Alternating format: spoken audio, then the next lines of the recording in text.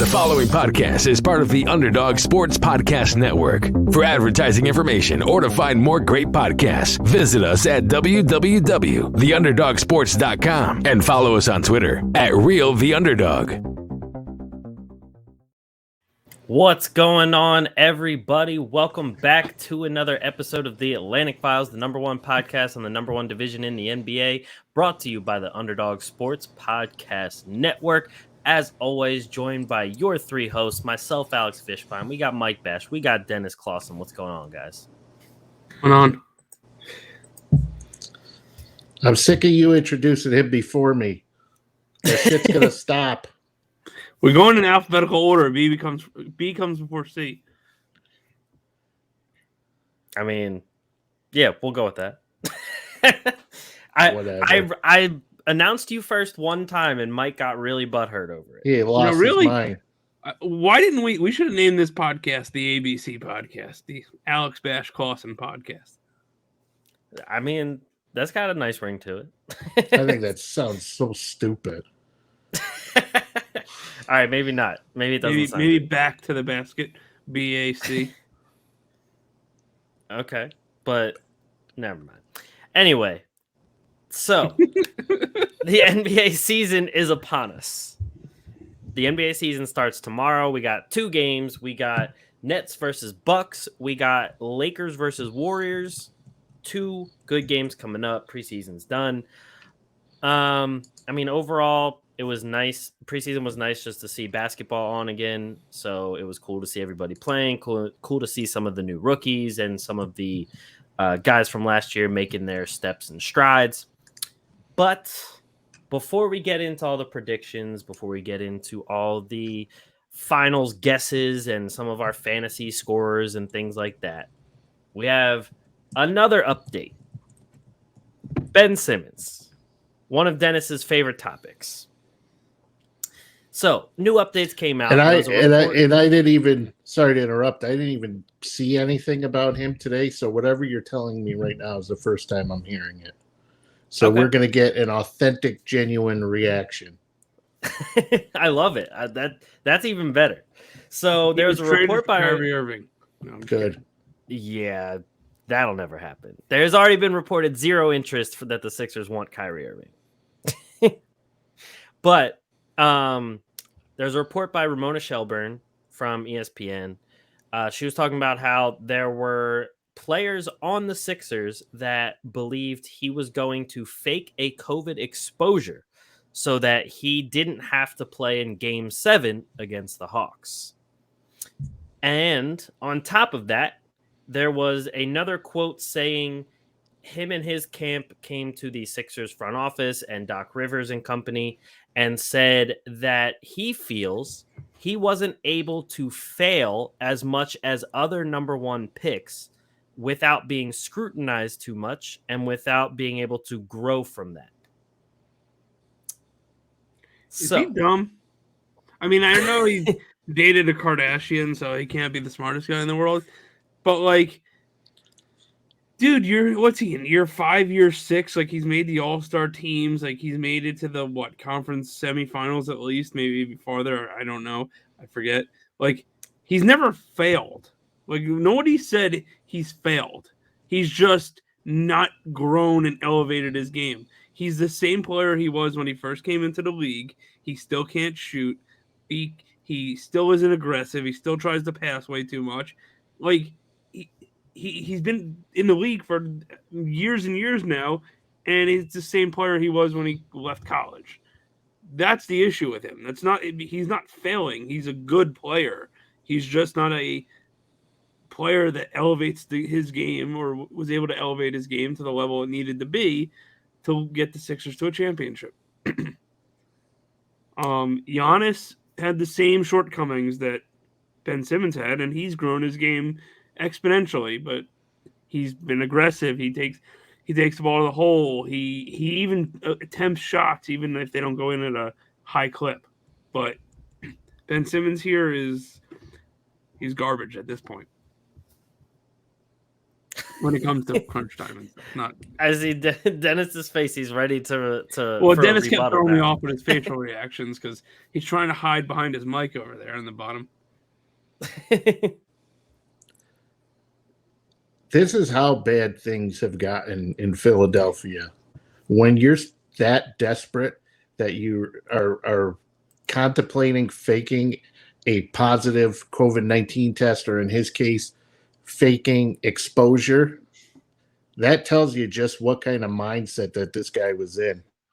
This guy was so desperate to get out of the fire, get out of the scrutiny, that he was willing to say that he was around somebody who had COVID, which is that's genius. I mean, he's the smartest guy, and I guarantee you there's going to be guys who are going to be using that at times. Kyrie Irving's pissed Probably. because he's like, why didn't I come up with that? Like, Kyrie Irving wants to just fill his house with people who have COVID so that he could just say he's constantly exposed and not play. Like, Ben Simmons is intelligent. Like, he's a genius. And for him to say, for this to happen, just shows you how bad things got for him from a mental health aspect, which is what we were talking about before. This guy was just mentally shot. And when you get to that place where you say you were around somebody with COVID, man, things are really bad.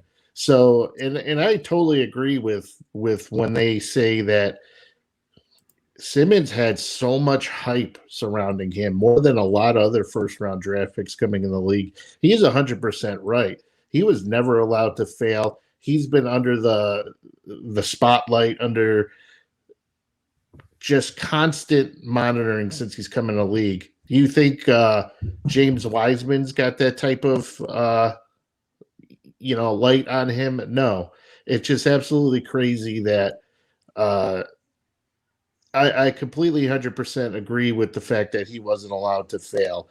He's been on constant pressure since he's been in the league. He's been criticized, and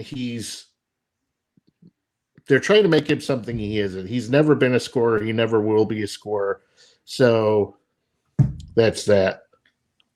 I will say this. Dennis, the argument, go look at his stats from his rookie year till now. He's the same player he's been for 4 years. But what I'm saying, that's not a bad thing. But he hasn't grown.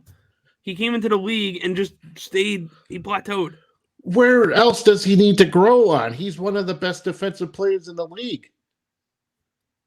He needs to grow. He should be scoring 20 plus points a game. No, 16.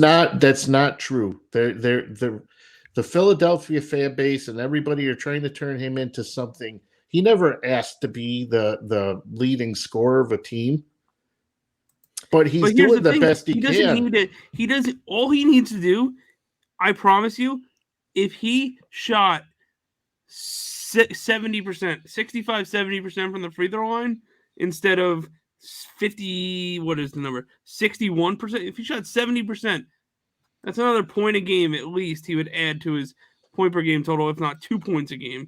And then you're looking at a guy who's getting 18 points a game. It's closer to the 20 mark that I gave him.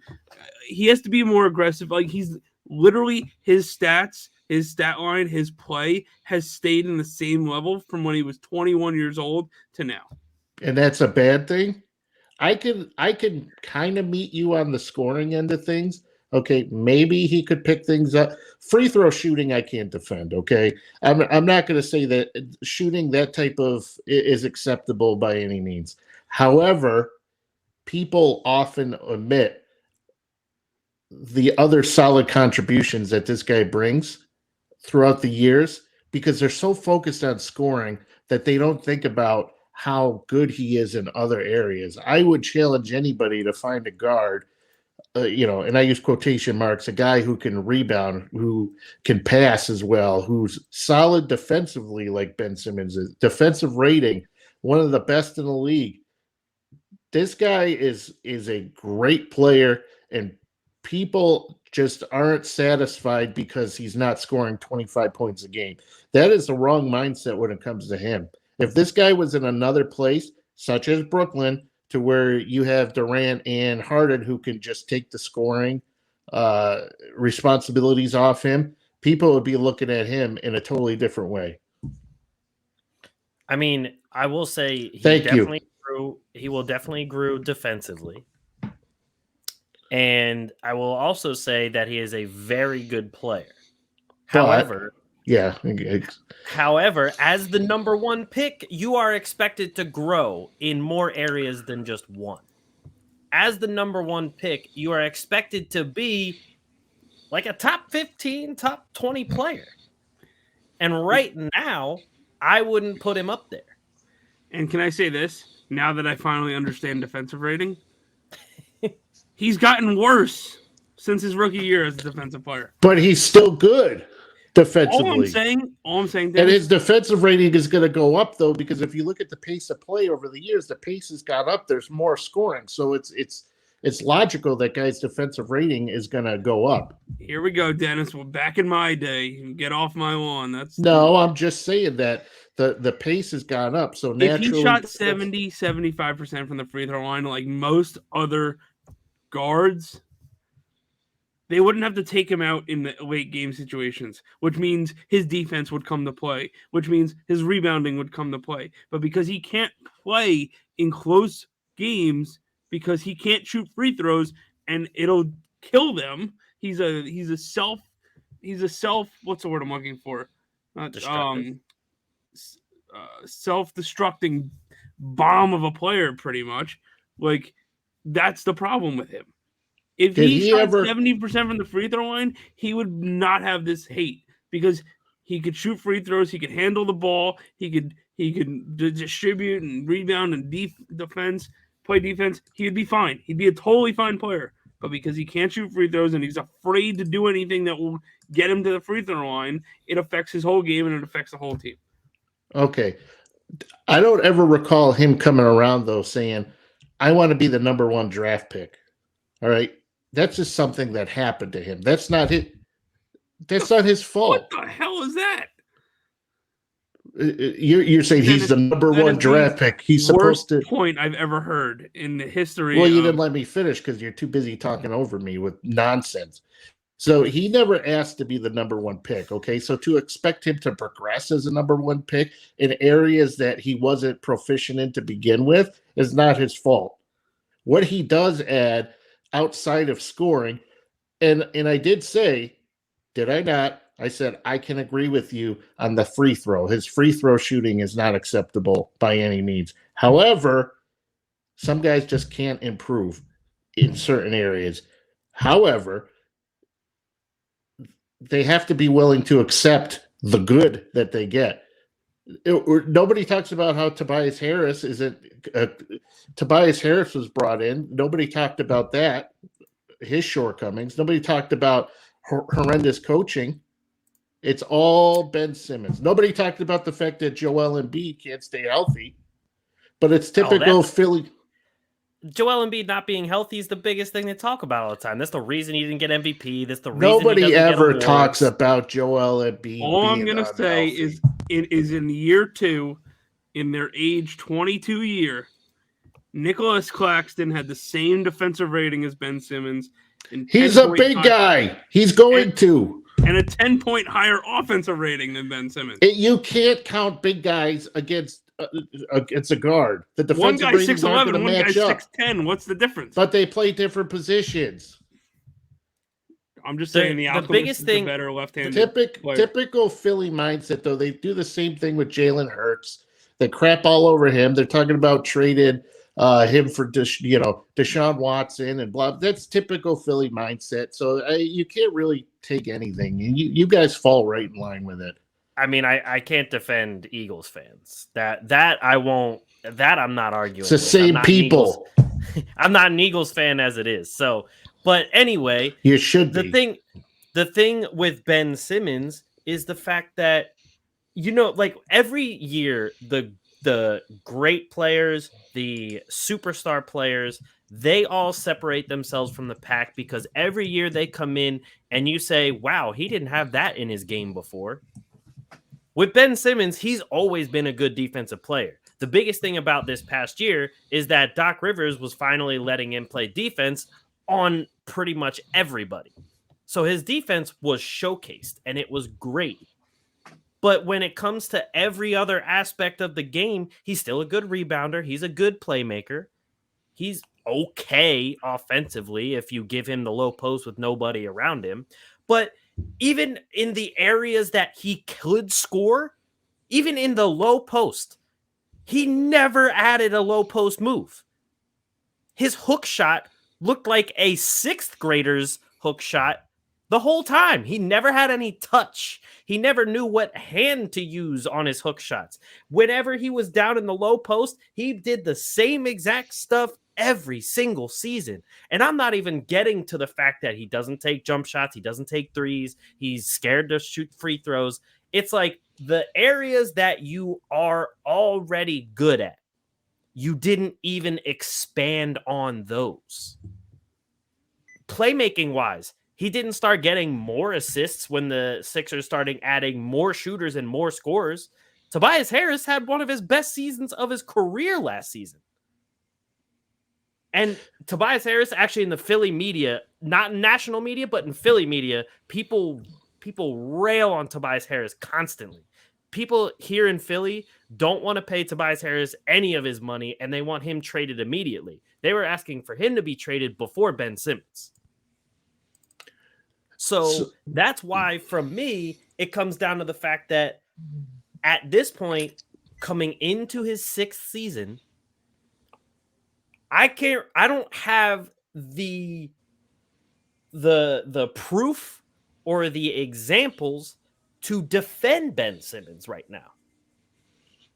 But what we're doing is we're basing him off his offensive prowess. There's never an acknowledgement of the other things he does really well. He's expected to be a prime scorer. That's not so. He's never going to be a prime. He's never going to be an elite scorer ever. And for anybody to expect for him, so we're just supposed to just ignore the fact that he's one of the best defensive players in the league because he can't score. That's the Lonzo Ball mentality. That's the basic. That's the typical NBA. If you can't shoot a three, you suck type mentality. This is garbage. Honestly, I can't do this anymore. But Lonzo this improved. Is crazy. Lonzo not improved. That much. Hold on. So he's shooting over 40%. Hold on. So you want to compare him to Lonzo Ball? I'm saying the mentality is the same.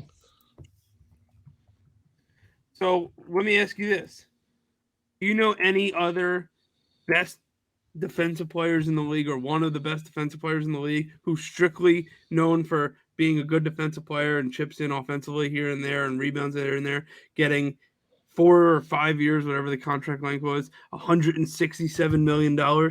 That's the issue. He was the number one pick. He was given a max contract.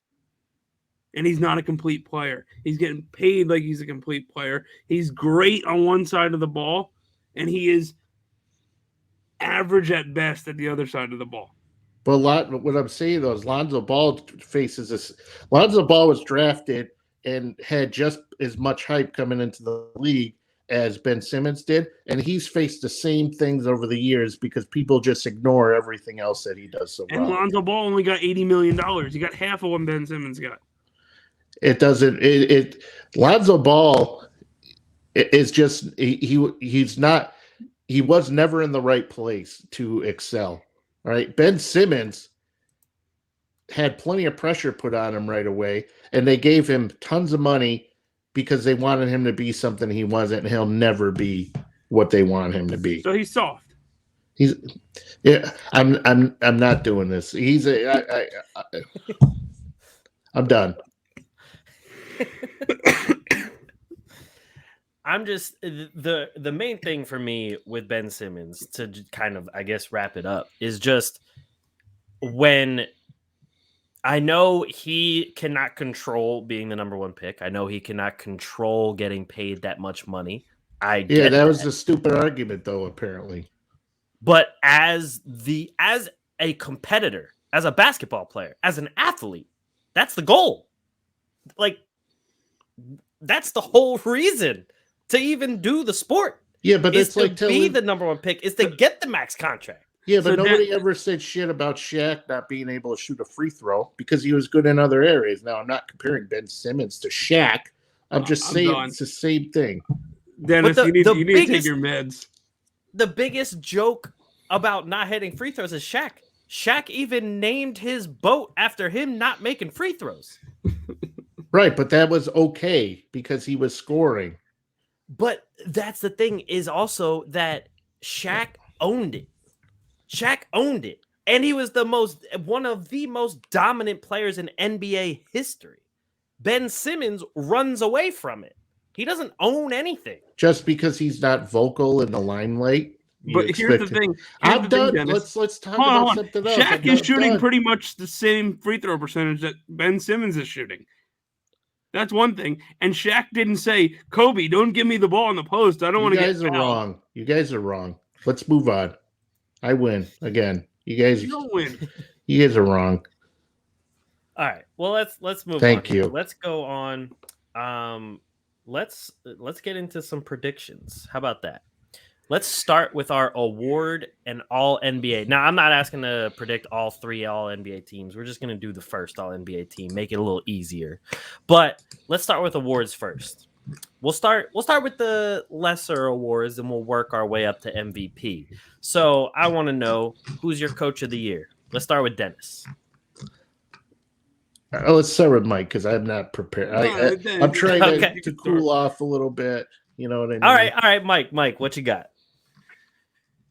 It's gonna be a tough one. Coach of the year, I got 2 guys. One in the East, one in the West. East, I'm gonna go Nate McMillan. Okay. With the Hawks. In the West, I'm gonna go shot in the dark here. I'm gonna go Chauncey Billups. Wow. I mean, I hope he does well because there's all those rumors that say the moment Portland starts slipping, that's when they're going to start trading Damian Lillard. So for his case, I really hope so. Dennis, what about you? All right, I feel better now. I had to calm down look up all the first. coaches in the league. What? Dennis probably needed a minute to look up all the coaches in the league. No, I had to calm down. So stupid. So stupid. Who do you got? So I'm going to go out and I'm going to say, for the West, I'm going to say Michael Malone. Okay. And then for the East, we're going to roll with Billy Donovan. Okay. Actually, me and you have the same East Coach of the Year. Billy Donovan. And morons laughing at me. Billy Donovan couldn't even win a game at the rack. Couldn't beat Rutgers. He had Mike Rosario, Bradley Beal, and he couldn't beat Rutgers. He didn't have Alex Caruso.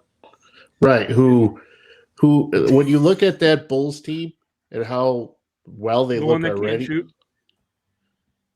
Oh God. You got him heated again. He has to cool back down.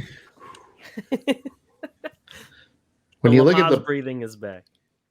I don't even think it'll work. You know, whenever I get pissed off and everybody's like, breathe. I'm like, that's never worked in my entire life. I agree. It doesn't work. No. But when you look at the Bulls team and how just stacked they are and how much depth they have and things like that, and I just definitely I could see that definitely happening for sure. Oh no, for sure. I mean, with all the offseason moves they made and everything, it's definitely a good bet to me. I mean, at least I went out on a limb. True. I mean, my kind of like my 1A Eastern Conference coach was Billy Donovan as well. But just for the sake of difference, I'm actually going to go to an Atlantic guy. I'm going to say Ime Udoka. I knew you were going to say that. I was going to say that too. I know. I mean, what is your problem? I think he can be a really good coach. And the fact that Boston underachieved last year The moment they achieve more than they did last season, I think you start looking at him for coach of the year. See, like you're the only one on this show that I like, so just don't be saying stuff like that. Like, I respect you. I mean, I appreciate that. And then Western Conference, I'm going to go out on a limb and say another new coach, Willie Green. The Pelicans. Man. I mean, that made me think of Willie Green in the first place. But as I looked at more of the teams, again, New Orleans, a team that underperformed, a team that made some moves. At the moment if New Orleans makes like the 6th seed even, Willie Green automatically has to be in the conversation because he got them way farther than they did last year. So that's why I'm putting Willie Green up there. Yeah, but it's going to be contingent on the health of Zion Williamson, and I don't know how healthy he's going to be. I mean, that's also a big part of it too. So yeah, I agree. But that was more so the boring part. So let's get into most improved player of the year. Mike, who you got? Most improved. I feel like you're going to take my pick and I'm going to be mad. Well, I mean, I feel like everyone's pick right now is probably Jordan Poole. That was not my pick. But most improved. Mo Bamba. Interesting. Just a hunch or just a hunch. Okay. Dennis, who you got?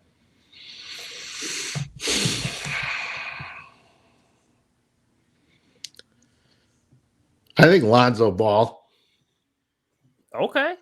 Dennis gonna die in that hill with point guards that can't shoot. I think Lonzo Ball shot 40% from 3 last year. I know he did.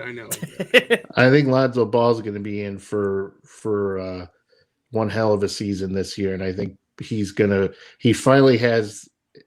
team that he's surrounded by arguably the best supporting cast he's had throughout his career. Not to the point to where I should say more. He's surrounded by people who will help him excel and not be a hindrance to his ceiling. You know what I mean? So I think he's in the right fit.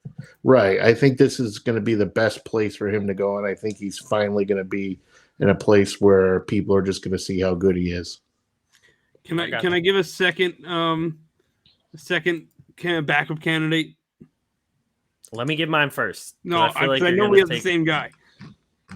Well, you already gave a candidate. Can I resend it? Fine. Who? OG Anunoby. That's my candidate. I knew it was your guy. I have the biggest feeling in the world that OG is going to have a breakout year. He's already a good defender. He already upped his scoring from multiple seasons. He already showed in the preseason that he had more offensive moves than he's ever had before.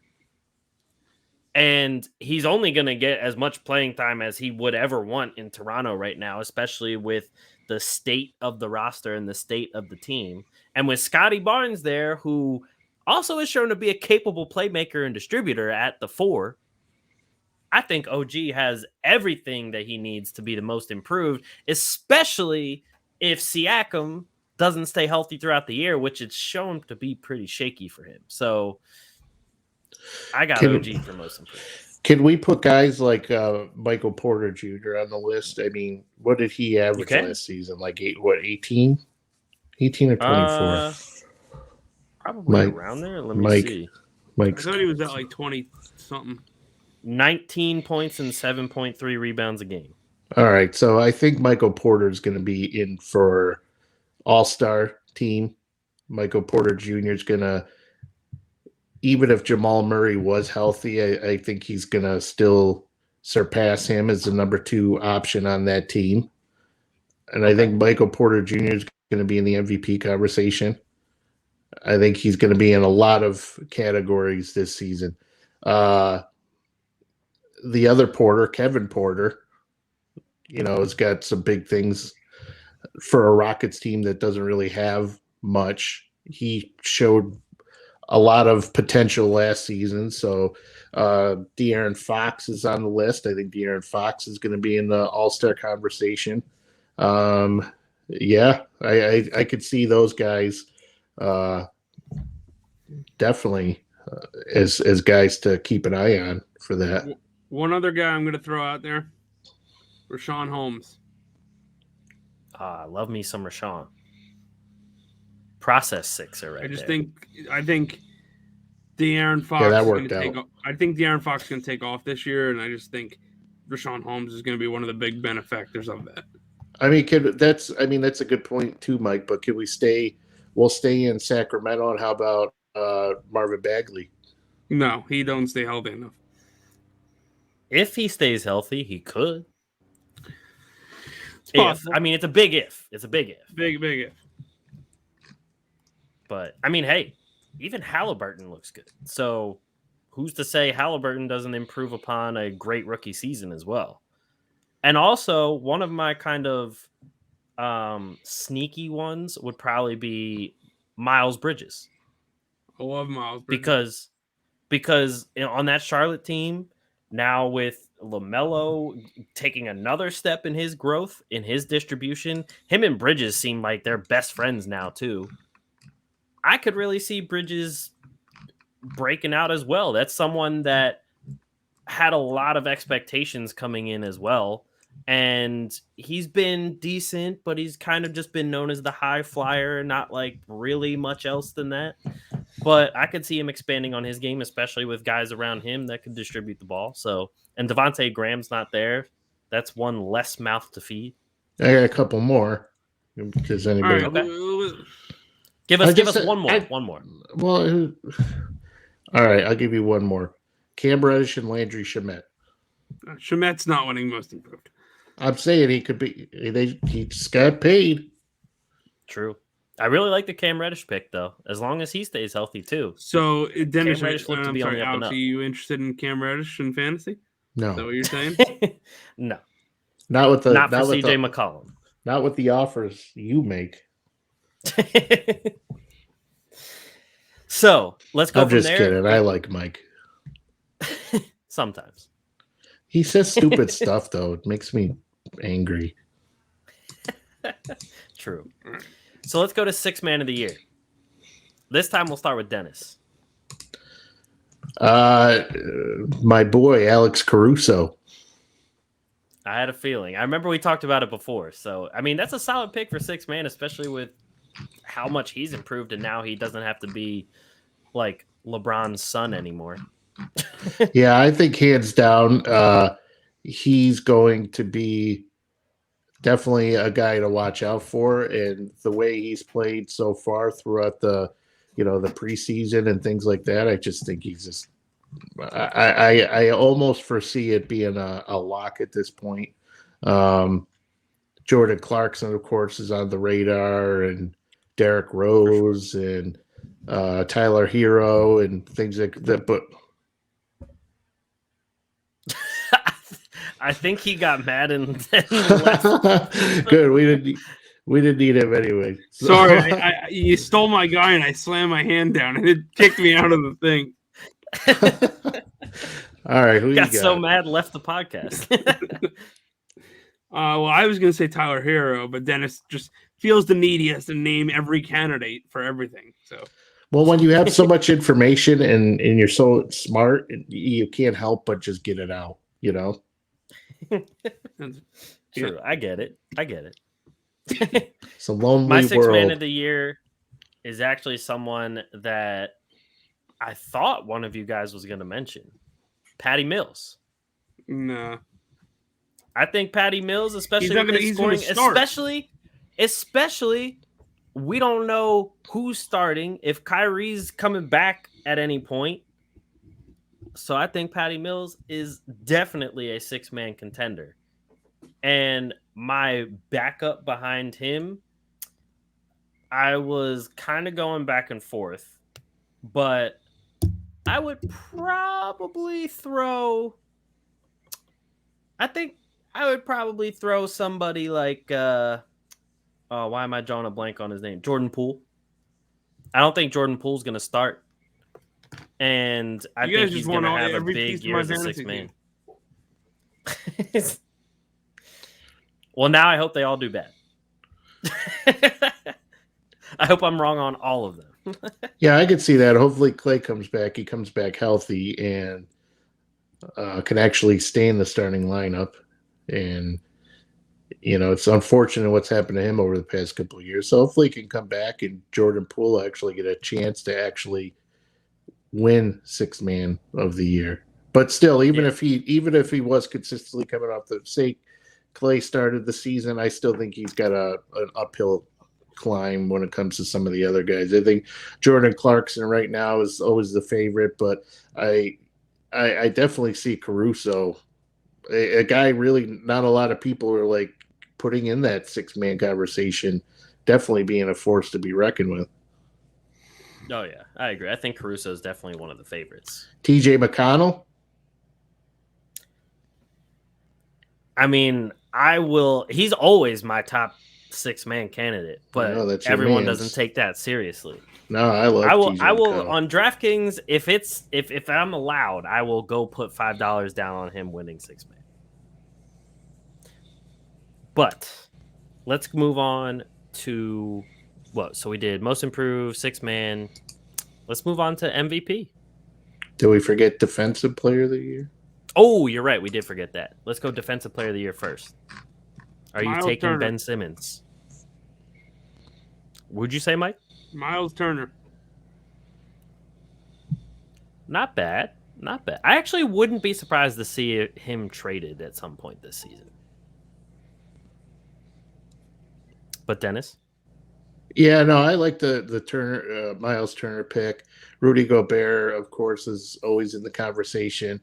And if he plays, Ben Simmons. No, Dark it's horse, true. Jared Allen. That's a good pick. That is a solid pick. I mean, he's going to get all the playing time he wants. So, and I think after the way he played during the finals, I think Drew Holiday's automatically going to get propelled up the list for sure. Oh, I agree. But I think Giannis is a potential as well with the defensive player of the years. He's already won too. What are you going to say? Yeah, I think though, like the Giannis pick isn't the cute pick anymore. I could see Drew Holiday being the defensive player of the year over him. I could see Miles Turner getting it over him. Rudy Gobert definitely. What'd you say? Claxton ain't winning defensive player of the year. Said Nicholas Claxton. No. I mean, if he got the minutes, I don't see. I mean, that's not unreasonable to think that. I just don't think he's going to get the minutes. No, I agree. I was kidding.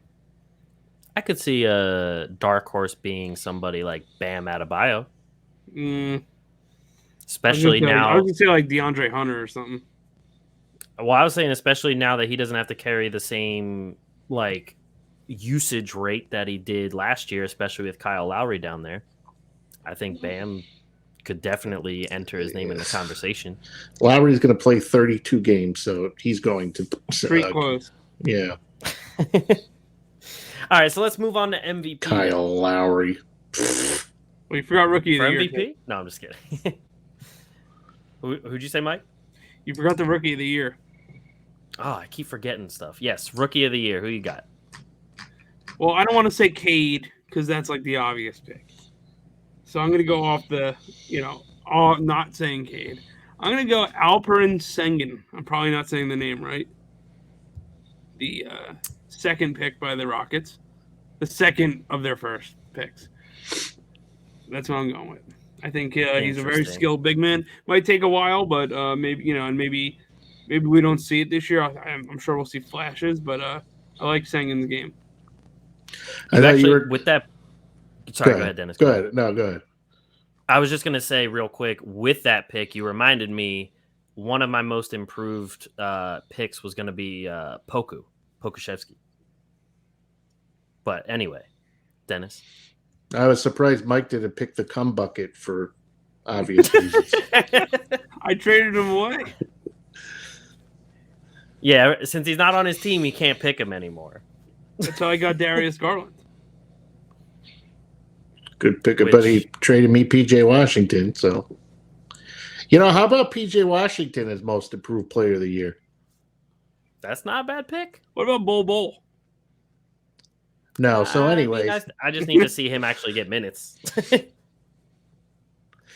So you're saying, Dennis? So rookie of the year, I'm gonna roll with my man Scotty Barnes.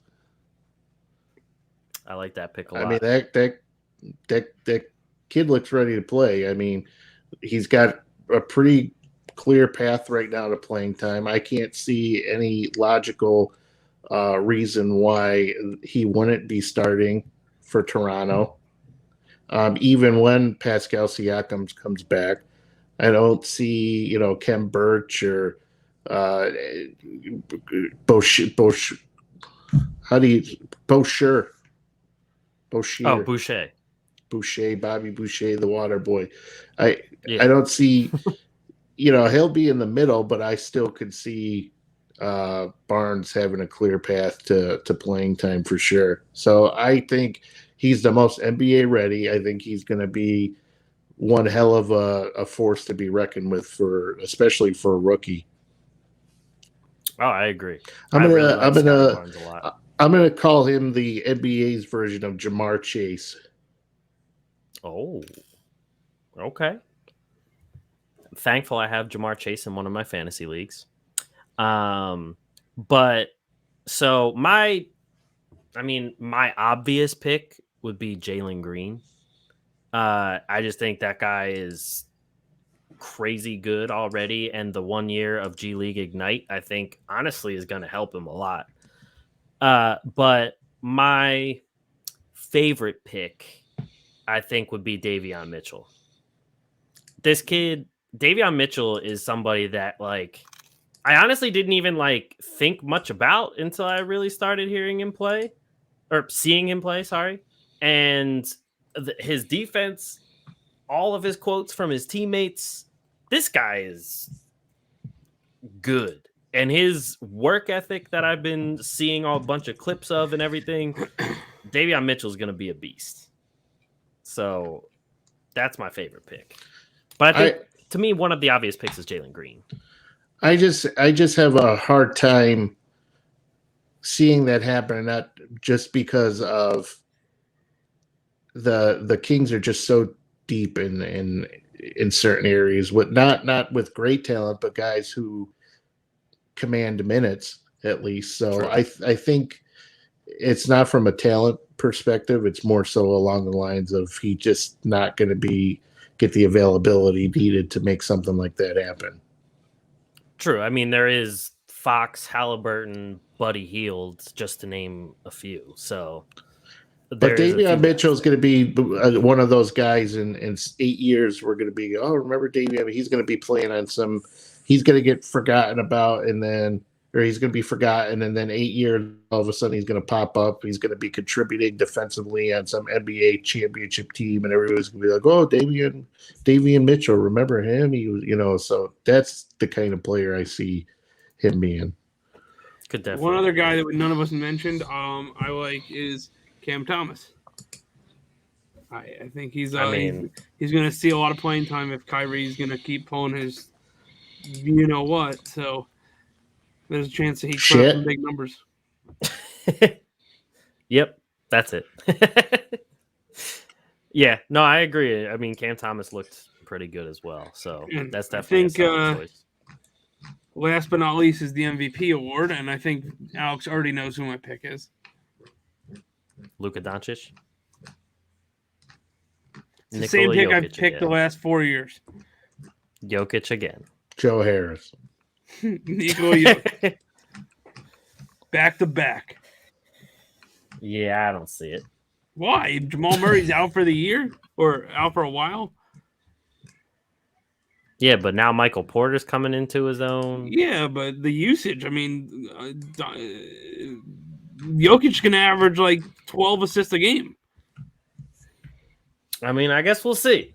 I just don't see it coming. And unlike Ben Simmons, he can shoot free throws. I mean, I hope so. So I'm going to go with my man's Kevin Durant. I think the guy, it's been a rocky transition to Brooklyn coming off the Achilles injury, COVID, all that other stuff. Him and Jokic are going to be neck and neck throughout the entire year. If Embiid stays healthy, which he won't, he's going to be in the running, of course. Giannis is always going to be in the running, and Luka's going to be in the running. Steph is going to be. So those are going to be the top six. But overall, I think Kevin Durant's going to be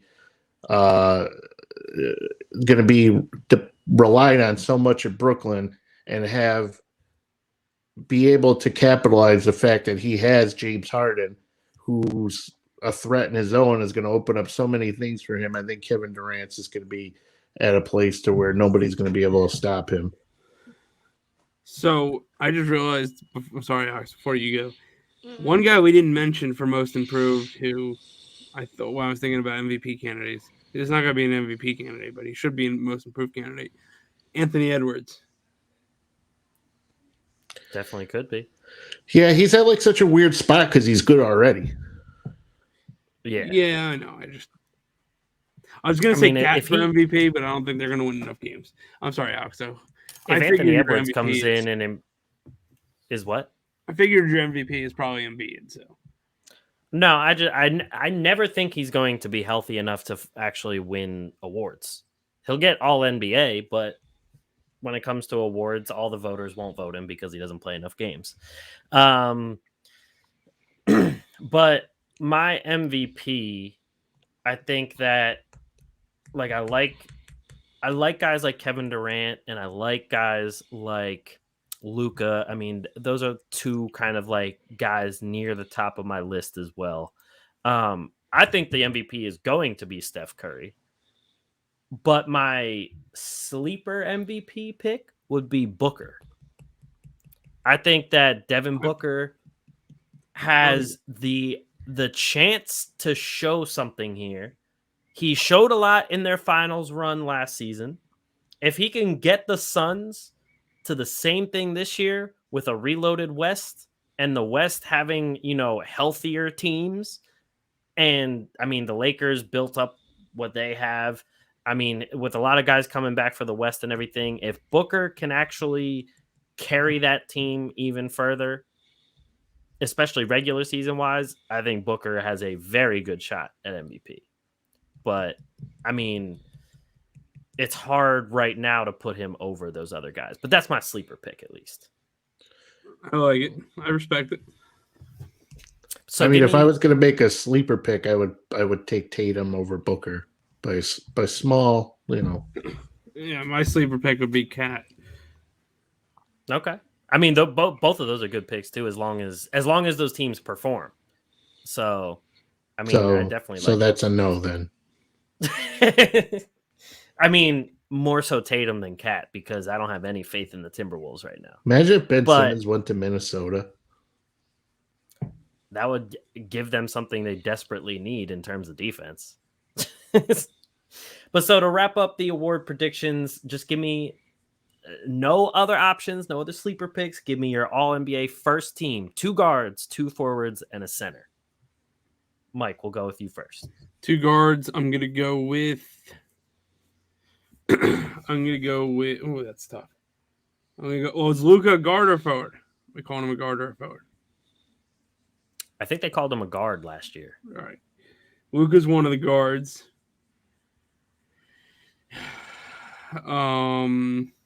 Tatum's one of the forwards. Durant's one of the forwards. The center is Embiid.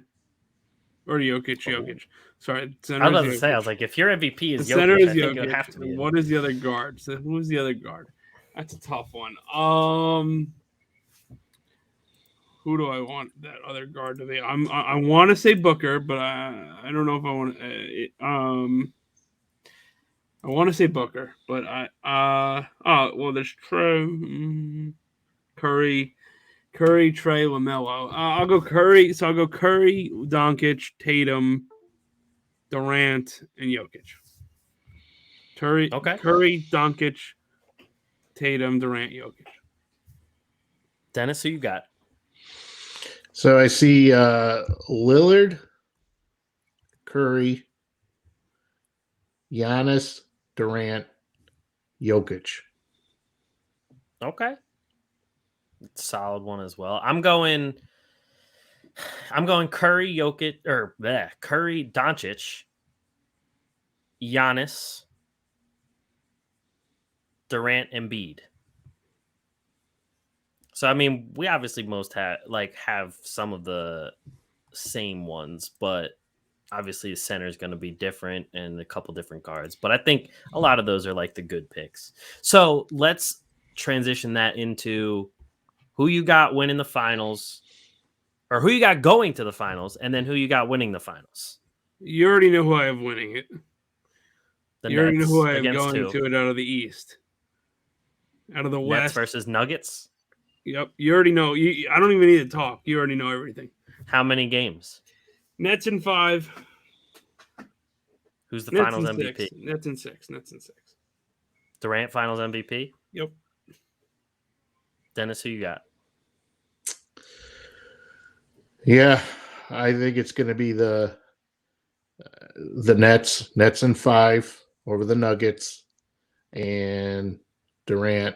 Actually, yeah, I see Durant, but I mean Harden's going to be one of those guys too, where they're going to be like, okay, well, Durant's got enough accolades this season, so let's give Harden a little something. So, yeah, but the Nets in 5. I could see that. I have the Nets and the Suns, and I have Nets in 7. The hell out of here! And I have James Harden finals MVP. All right, 7. 7. Chris Paul ain't gonna last 7 games. I mean, probably not, but it's still going 7. He'll blow a tire in 2 games. Hamstring gone. I wouldn't be surprised at all, to be honest. So, quick hit right here. Give me your one bold prediction of the year. Can be anything: a trade, a signing, somebody coming out of nowhere, a crazy team making the playoffs, whatever it may be. Give me your one bold prediction of the year. Kyrie Irving plays half the season for the Nets. At least. Okay.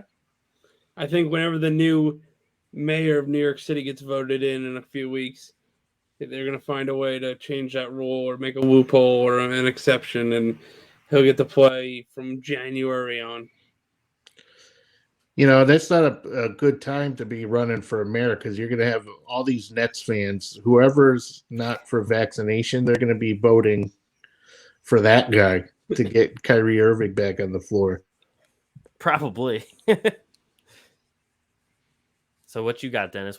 I know you already predicted Bradley Beal getting traded to Boston. Yeah, I've said a bunch of stuff. Dennis throws whatever he can against the wall and hopes it sticks. The hell is that supposed to mean? I don't know.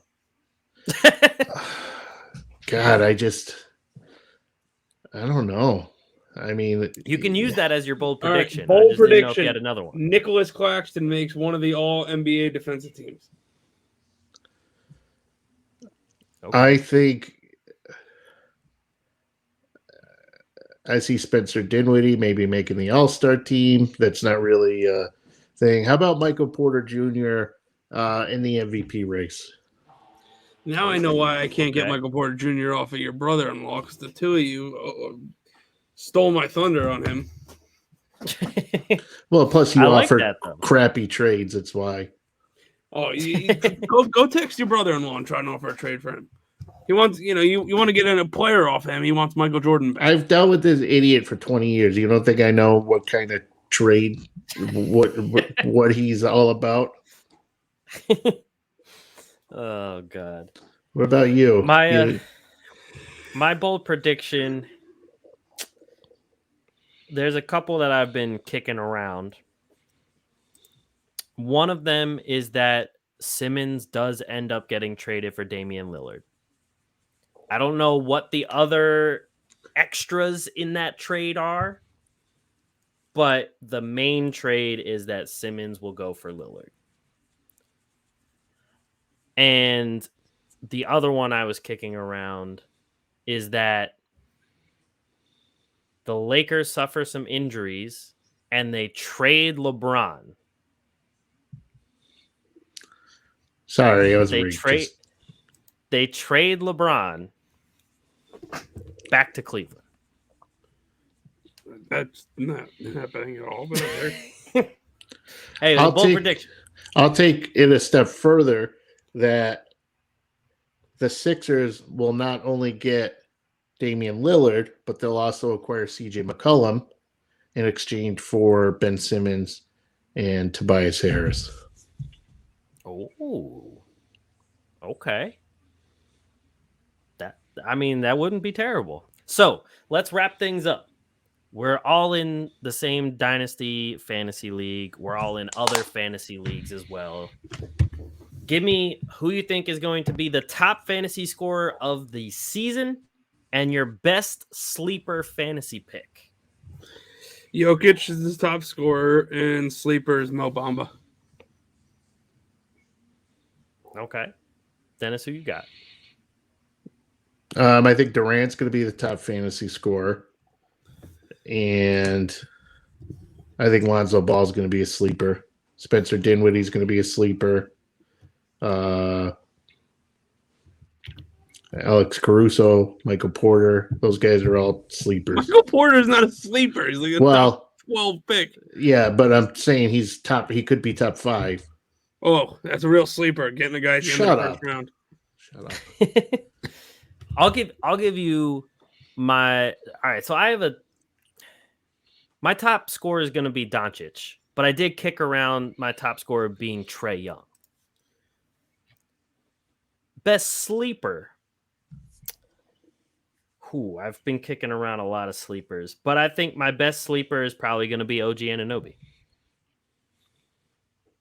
I mean, I got to go with my guy OG. So, I mean, you got to consider though Scotty Barnes a sleeper. Consider what he's done and where he's being ranked.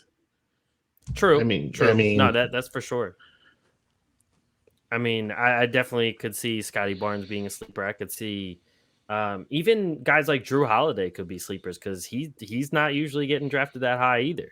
There's a lot of guys going before him, and he's contributing a lot for a guy getting drafted around where he is as well. So, I mean, I love Spencer Dinwiddie. Like, I just think that he played so well in Brooklyn. I think in Washington, he's going to be at a whole different level. Completely agree. I always like Spencer Dinwiddie. I hope he does well. Guys, I'd come back to Brooklyn, man. Save us. But I believe that is it for us. So thank you, everyone, for watching another episode of the Atlantic Files, the #1 podcast on the #1 division in the NBA, brought to you by the Underdog Sports Podcast Network. That didn't look good. Thank you for watching again this week. Make sure you guys subscribe. All of you that watch on YouTube, drop a like, subscribe down below. We are everywhere you get podcasts. Make sure you drop us a rating and everything. We appreciate that. It takes 5 seconds. We appreciate everything. Thank you guys for listening, and we'll catch you guys next week. Peace.